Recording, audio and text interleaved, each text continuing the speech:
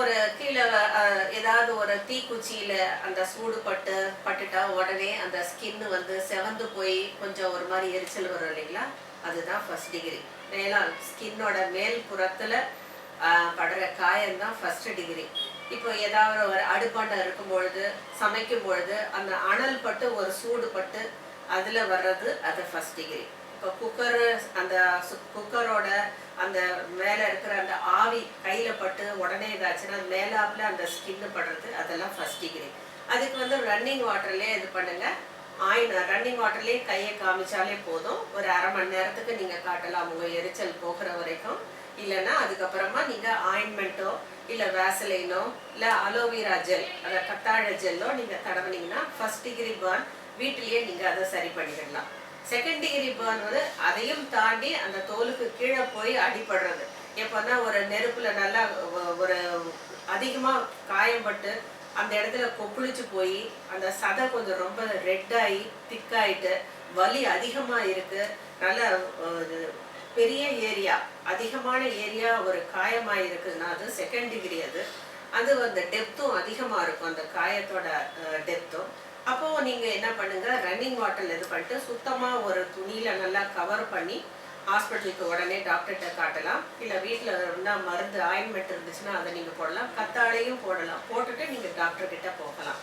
Third degree burn போது நீங்கள் கண்டிப்பாக நீங்கள் டாக்டர் கிட்ட தான் போகணும். அது கம்ப்ளீட்டாக நரம்பு சதை எல்லாத்தையுமே அது அஃபெக்ட் பண்ணுறதுனால உங்களுக்கு வலி அதிகமாக இருக்கும்.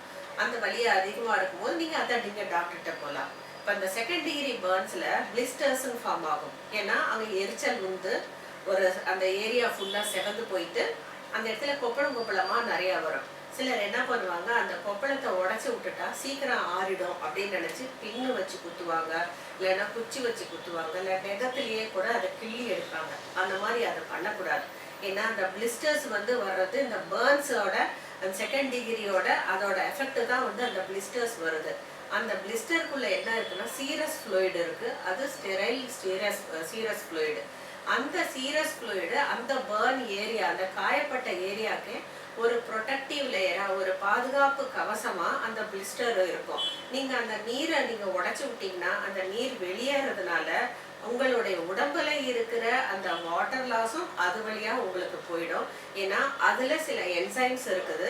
அந்த ஹீலிங் ப்ராசஸை கொண்டு வர்றதுக்கு உண்டான சில சில இதெல்லாம் அதுல இருக்கிறதுனால அந்த பிளிஸ்டர் அந்த லிக்விட்ல இருக்கிறதுனால அந்த சீரஸ் ஃப்ளூயிட்ல இருக்கிறதுனால நீங்க அதை எந்த காரணத்துக்கு கொண்டும் உடைக்க கூடாது. அதுவே தன்னால உடைஞ்சு அந்த உள்ள இருக்க அந்த சீரஸ் ஃப்ளூயிடு கிளியர் ஃப்ளூயிடு வெளியே வந்துச்சுன்னா அந்த வழியிற ஃப்ளூயிடை மட்டும் நீங்க வைப் பண்ணுங்க. அந்த பிளிஸ்டரை வந்து நீங்க டச் பண்ணாதீங்க.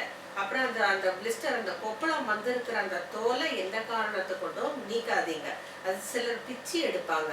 அது பிச்சு எடுத்தா சீக்கிரம் ஆறிடும். அப்புறம் ஆயின்மெண்ட் போடலான்னு பண்ணுவாங்க.